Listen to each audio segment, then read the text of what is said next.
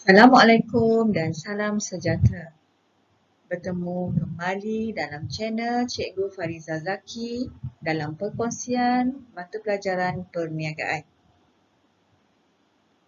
Untuk video kali ini, saya akan menyambung teknik menjawab soalan pengiraan siri yang kedua.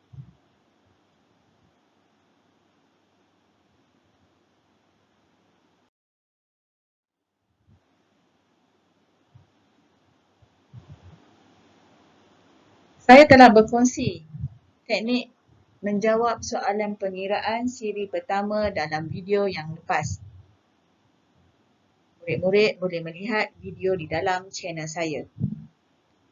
Kata kerja hitungkan. Kata kerja hitungkan memerlukan calon memberi nilai kuantitatif dengan menggunakan rumus. Bentuk jawapan calon adalah dalam bentuk kaedah pengiraan.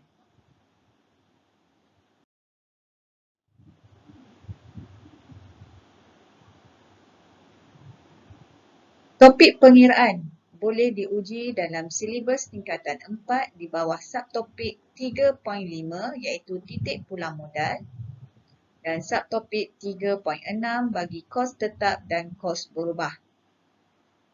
Saya telah kongsikan video topik pengiraan bagi silibus tingkatan 4 dalam video teknik menjawab soalan pengiraan siri yang pertama. Untuk hari ini, saya akan kongsikan topik pengiraan bagi sukatan tingkatan 5 iaitu subtopik 4.2 butiran dalam penyata kewangan dan subtopik 4.5 mentafsir penyata kewangan menggunakan nisbah asas.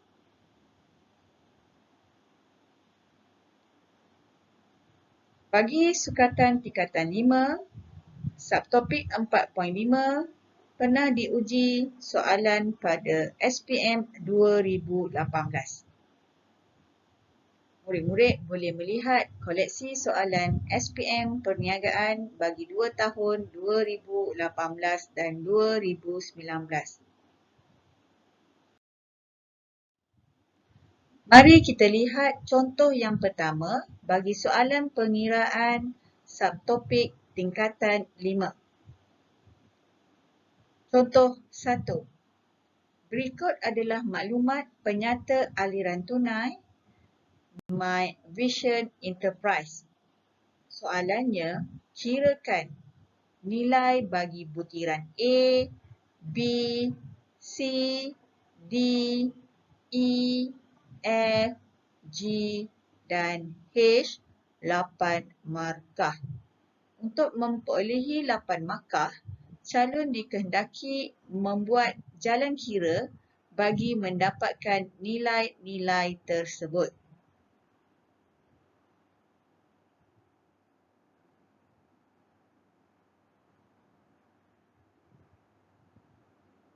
Bagaimana untuk mendapatkan jawapan bagi nilai A? Nilai A adalah baki BB yang dibawa daripada baki HB Oktober. Sebelum mendapat jawapan nilai A, calon perlu mengira terlebih dahulu C dan juga F. Untuk mendapatkan jawapan nilai C, iaitu gaji, calon perlu mengira dengan menolak jumlah pembayaran, tolak pembelian bahan mentah, perbelanjaan sewa, faedah, pembelian aset dan kos jualan. Saya ulang, untuk dapatkan nilai C iaitu gaji, keseluruhan jumlah pembayaran perlu ditolak dengan item-item pembayaran yang lain. Nilai C adalah RM7,000. Bagaimana pula nak mendapatkan nilai F? Nilai F adalah baki HB.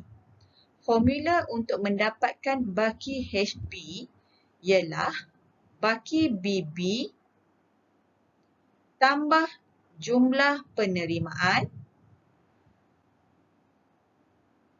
tolak jumlah pembayaran, maka dapatlah baki HB iaitu RM89,480. Nilai A adalah sama dengan nilai F di mana baki HB pada bulan Oktober akan dibawa kepada baki BB bulan November. Saya ulang, baki HB nilai F adalah sama dengan nilai A kerana baki HB dibawa ke hadapan baki BB bagi bulan November. Bagaimana pula mendapat nilai B? Nilai B adalah jualan tunai. Untuk mendapatkan jualan tunai, calon boleh menolak jumlah penerimaan dengan jumlah pinjaman. Maka, jualan tunai adalah RM80,000 di mana RM100,000 ditolak dengan RM20,000, maka nilai B adalah RM80,000. Bagaimana pula mendapatkan nilai D iaitu kos jualan? Kos jualan adalah item di bawah pembayaran. Untuk mendapatkan nilai kos jualan, calon perlu menambah terlebih dahulu jumlah pembayaran, item-item pembayaran iaitu pembelian bahan mentah ditambah dengan gaji, perbelanjaan sewa dan faedah. Apabila dijumlahkan jumlah pembayaran gaji tolak dengan jumlah pembayaran RM92,500, calon akan dapat nilai D iaitu RM30,000. Saya ulang, untuk mendapatkan nilai D, calon boleh juga menulis ataupun mengira dengan jumlah pembayaran RM92,500 tolak RM50,000 tolak RM10,000 tolak RM2,000 dan RM500. Seterusnya, bagaimana pula mendapat nilai G? Nilai G ialah jumlah penerimaan. Untuk mendapatkan jumlah penerimaan, calon perlu menambah item-item penerimaan iaitu jualan tunai dan pinjaman. Bagi penyata aliran tunai, My Vision Enterprise tiada pinjaman, maka jumlah penerimaan adalah RM90,000. Nilai G adalah RM90,000. Bagaimana mendapat nilai H? Sama seperti kita mendapat nilai C dan juga nilai D. Pelajar ataupun calon perlu menambah keseluruhan item-item pembayaran, pembelian bahan mentah, gaji, perbelanjaan sewa dan kos jualan. Apabila memperolehi jumlah item pembayaran, calon boleh tolak dengan jumlah pembayaran RM107,500 dengan jumlah yang ditambah tadi, maka dapatlah nilai H iaitu RM500. Bagaimana mendapat nilai E pula? Nilai E adalah lebihan atau kurangan. Bagaimana berlakunya lebihan? Lebihan berlaku jika jumlah penerimaan melebihi jumlah pembayaran, manakala kurungan nilai pembayaran melebihi jumlah penerimaan. Bagaimana nak mendapat nilai E? Calon perlu menolak jumlah penerimaan dengan jumlah pembayaran. RM90,000 nilai G tolak dengan jumlah pembayaran RM107,500, maka nilai E adalah kurangan RM17,500. Ini adalah contoh pertama bagi soalan dari penyata aliran tunai.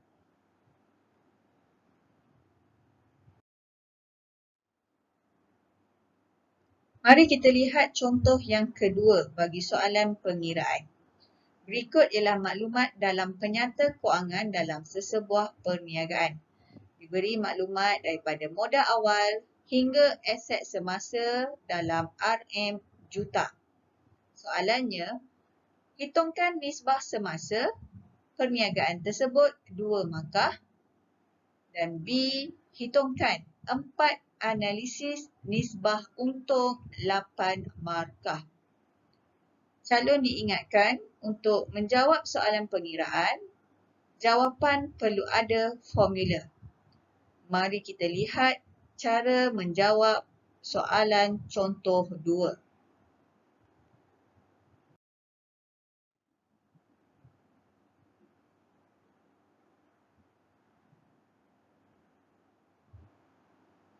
Soalan yang pertama adalah contoh yang sama seperti soalan SPM 2019 di mana soalan mengira analisis nisbah kecairan iaitu nisbah semasa.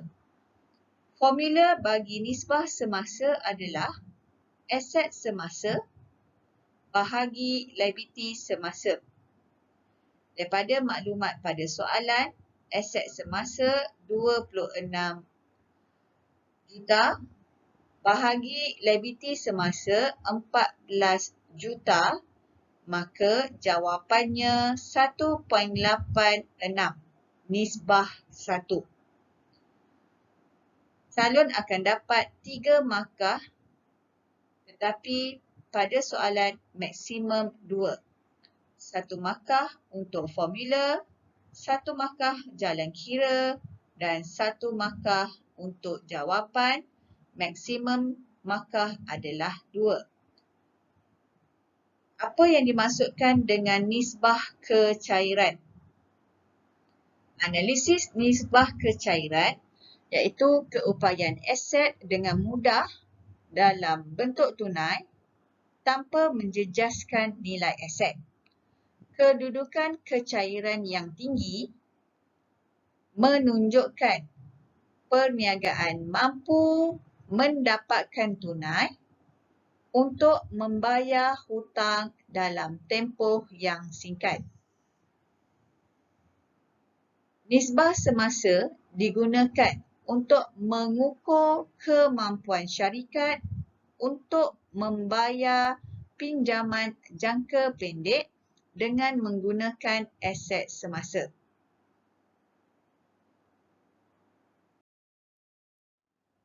Soalan yang kedua ialah soalan menghitung analisis nisbah untung. Ada 4 analisis nisbah untung.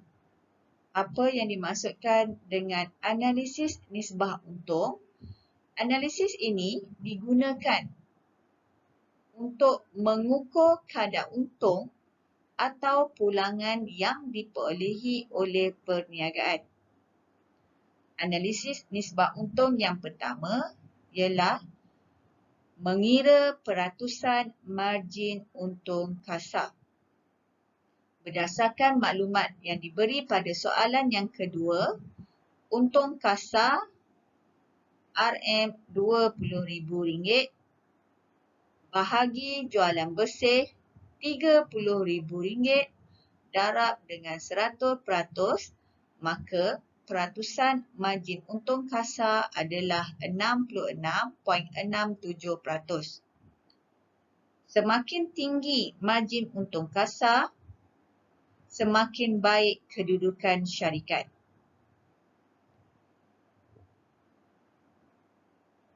Analisis nisbah untung yang kedua adalah peratusan margin untung bersih. Formulanya adalah untung bersih bahagi jualan bersih darab dengan 100%. Berdasarkan maklumat pada soalan, untung bersih RM18,000 bahagi jualan bersih RM30,000 darab dengan 100, maka jawapannya adalah 60%. Semakin tinggi margin untung bersih menunjukkan kecekapan pengurusan operasi perniagaan.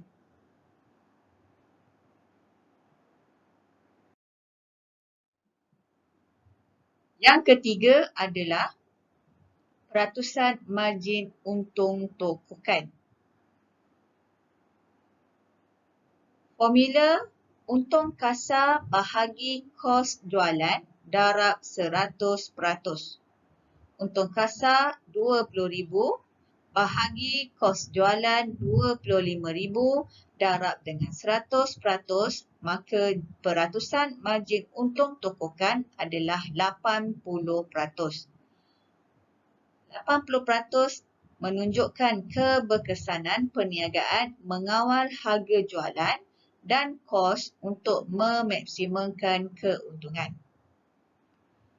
Analisis nisbah untung yang keempat adalah peratusan pulangan atas modal. Berdasarkan maklumat pada soalan, untung bersih RM18,000, modal awal RM40,000 darab 100, maka jawapannya adalah 45%. Perlu diingatkan semula, bagi soalan pengiraan, calon perlu menulis formula terlebih dahulu, diikuti pengiraan jalan kira, dan yang ketiga, markah yang ketiga iaitu jawapan. Semakin tinggi nilai peratusan pulangan atas modal, ini menunjukkan semakin baik pelaburan perniagaan.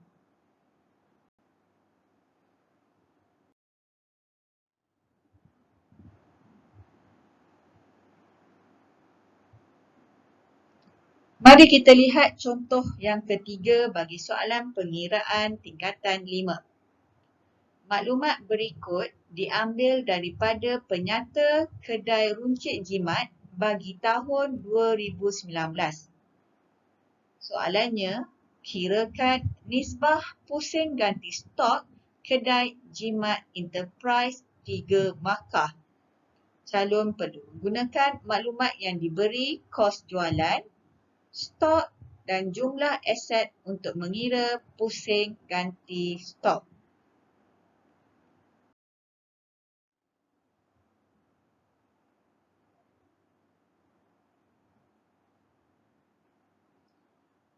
Ini adalah cara untuk mengira contoh yang ketiga, pusing ganti stok. Pusing ganti stok adalah di bawah analisis nisbah kecekapan. Analisis nisbah kecekapan menentukan kecekapan pihak pengurusan perniagaan mengendalikan stok untuk menjana keuntungan. Formula bagi pusing ganti stok iaitu kos jualan bahagi stok purata. Formula 1 markah.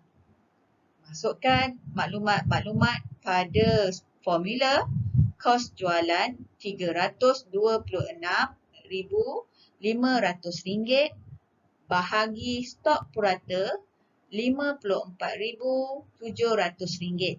Maka jawapannya 5.97 kali atau dibundahkan bersamaan juga dengan 6 kali. Diingatkan semula, calon perlu menulis formula. Formula 1 markah, jalan kira 1 markah dan jawapan 1 markah. Pusing ganti stok menggambarkan kekerapan pusing ganti stok dalam setahun. Pusing ganti stok mengukur keupayaan firma menjual barangannya.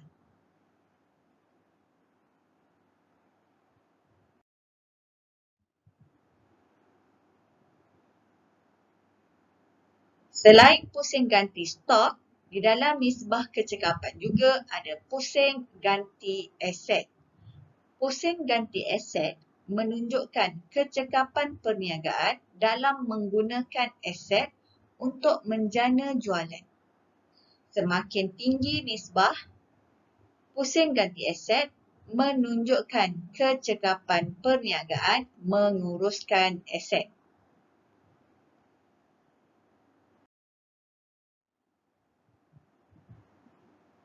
Mari kita lihat contoh yang keempat. Maklumat berikut diambil daripada laporan syarikat Cha Kosmetik Sdn Bhd. Maklumat diberi perbandingan maklumat untuk tahun 2018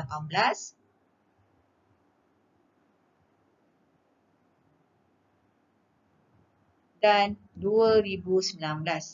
Maklumat diberi ialah kos jualan, jualan bersih dan jumlah aset. Soalannya, pada tahun manakah syarikat Cha Kosmetik Sdn Bhd cekap menggunakan aset? Berikan alasan anda 5 markah. Bagi soalan contoh yang keempat, calon perlu mengira pusing ganti aset bagi tahun 2018 dan pusing ganti aset 2019. Kemudian bandingkan pusing ganti aset bagi kedua-dua tahun dan pilihlah tahun mana yang mendapat pusing ganti aset yang tinggi, kemudian berikan alasan.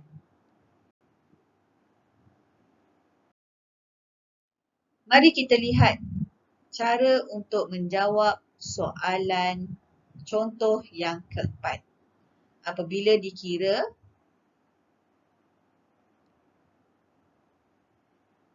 formula jualan bersih bahagi jumlah aset. Apabila dikira berdasarkan maklumat yang diberi, pada tahun 2018, pusing ganti aset adalah sebanyak 0.55 kali, manakala bagi tahun 2019, 0.48 kali. Calon diingatkan perlu menulis formula 1 markah, menulis jalan kira berdasarkan maklumat pada soalan 1 markah dan jawapan 1 markah.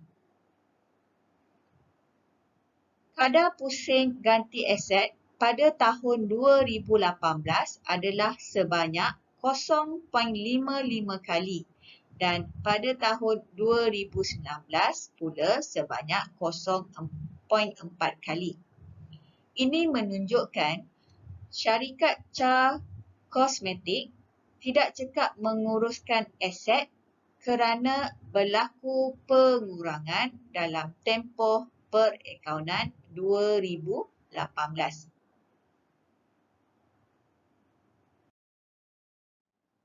Sekian saja perkongsian saya pada kali ini. Murid-murid boleh lihat semula teknik menjawab soalan pengiraan dalam siri yang pertama sebelum ini dan siri yang kedua yang saya kongsikan hari ini. Tidak usah berusaha jika lebih baik dari orang lain. Tapi berusahalah jadi lebih baik dari hari kemarin. Selamat maju jaya. Teruskan mengulang kaji pelajaran supaya mendapat keputusan yang cemerlang bagi subjek perniagaan. Jika perkongsian saya kali ini memberi manfaat, Jangan lupa share kepada rakan lain. Jangan lupa juga untuk komen untuk penambahbaikan video saya.